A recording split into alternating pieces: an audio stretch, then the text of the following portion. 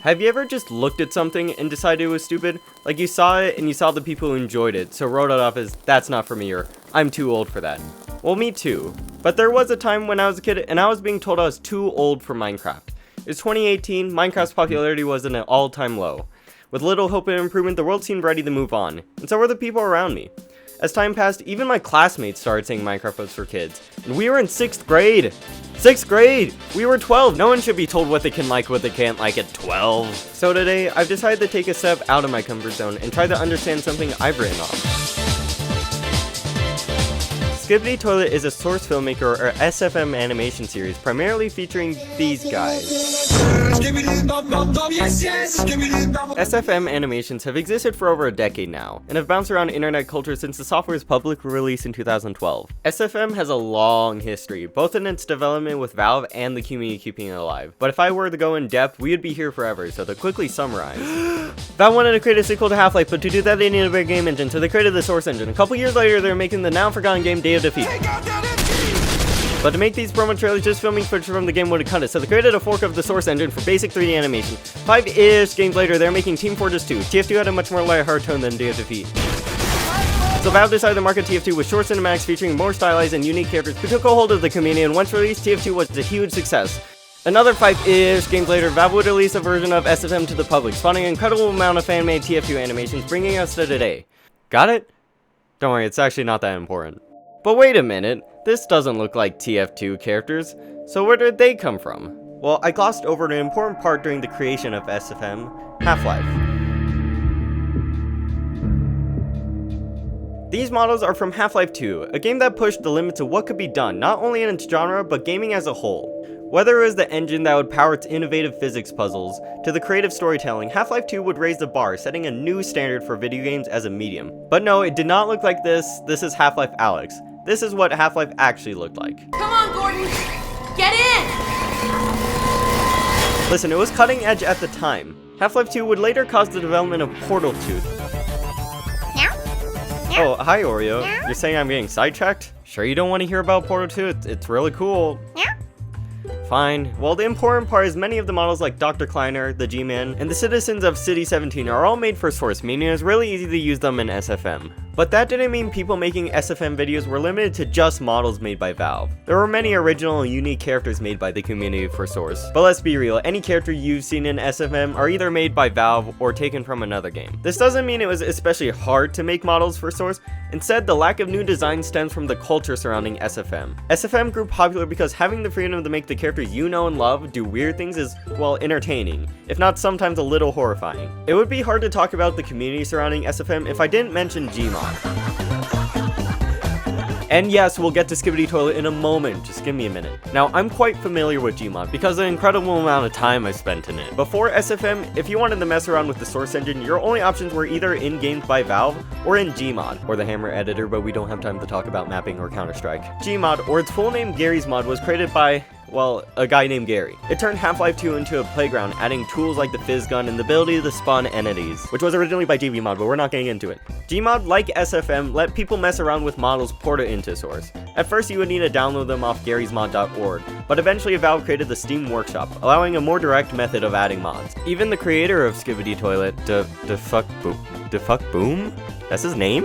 Defuck Boom, the creator of Skibidi Toilet himself, used some of these models in his old videos, which featured GTA characters and Transformers ported into SFM. Defuck Boom has been making videos much longer than Skibidi Toilet, and while very popular, it simply pales in comparison to the new stuff. And okay, now let's talk about Skibidi Toilet. If you're this far into the video, I assume you at least know what Skibidi Toilet is. But if you're like me and over the age of, 14, you probably haven't watched it. However, to fully understand this, I decided to watch the entirety of Skibidi Toilet, so you don't have to. If that's not worth subscribing, I don't know what is. Okay, so, you gotta bear with me here because what I'm about to say is based on what I noticed and wild speculation, so I could be wrong. The year is 1979. Technology is growing and life is changing. The United States government, hoping to further biological modifications, assigns a new administrator to Alpha Hill Laboratories, down in southwestern United States, with the new goal of not just helping humanity, but improving it. While many of the scientists disagreed with the new direction, they had little choice. After years of tireless work, they made discoveries that allowed them to combine humans with technology. A huge step for Alpha Hills, but not the biological development they're hoping for. Unfortunately, Alpha Hills would receive their anticipated biological breakthrough, when an alien virus that takes the form of a song began mutating them into horrifying toilet creatures, only sparing the mechanized humans and forcing them to abandon Alpha Hills. While many of them were driven insane, there were a few left with sanity, and one of them began to see the evolutionary potential of this new form. Meanwhile, the looming toilet aliens that sent this virus would quickly take over the world, guided by their leader, the G-Man toilet. But the cameramen weren't stagnant either, raising an army in hopes of defeating these Skibidi toilets. Soon, all-out war would begin, with the cameramen continually innovating, creating increasingly powerful tech, and building titans only matched by the rapid biological evolution induced by the scientist toilet. The Skibidi toilets would create parasites to take control of the cameramen. In return, the cameramen would create a weapon that kills parasites. As the saying goes, war is the mother of all inventions. What took Alpha Hill decades to do would now need to be done in days. We only see the war through clips from the cameramen, but even so, we begin to notice certain individuals who play a larger role, like Plunger Guy, Camerawoman, and this mysterious figure, who are actually some of the original scientists working at Alpha Hills.